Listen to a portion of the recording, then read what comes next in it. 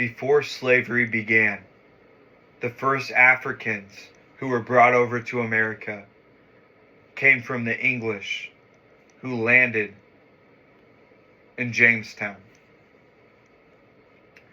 The Africans were indentured servants at first, not enslaved. They had rights. They could own things. They could even become free when their contracts have ended.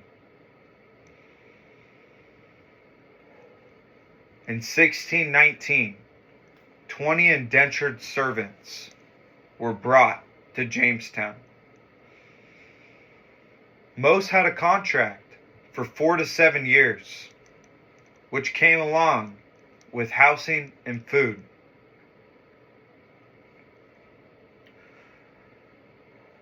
They mainly worked in fields, harvesting tobacco, and as maids in the households. Everything took a turn when they expanded into the 13 colonies.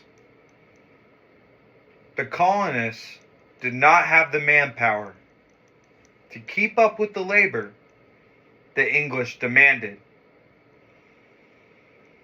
which led to the first trade between the enslaved and the Portuguese. As the English became way more demanding, the colonists began to put more pressure on the enslaved, forcing them and demanding them to work more hours with less food, less water, and less breaks to make more money.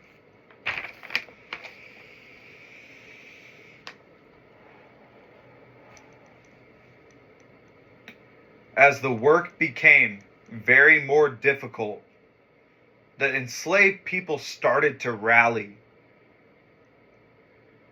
They took heroic stances and even fought back. Colonists were terrified. The news was spreading throughout America. Colonists began to push violent punishments, instill fear, and destroy hope. They even started to use religion in their favor. They would use Bible verses with no context and would perform sermons that would rationalize their violence. Because the colonists believed that enslaved people were not Christians.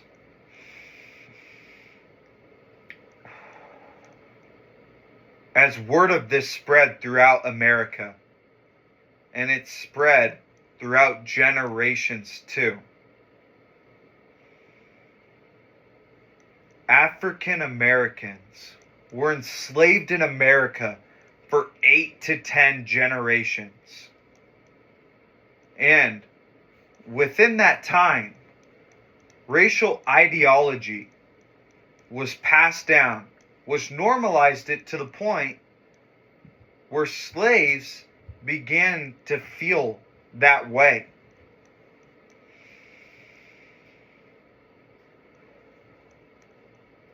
Throughout the generations, enslaved people were treated more and more with violence.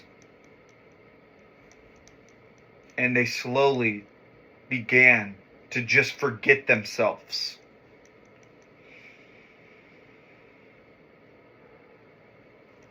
The institution of slavery has a long history and developed over time.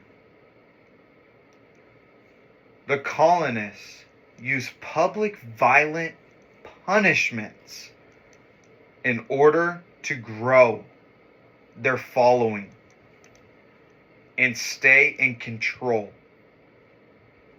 over many generations.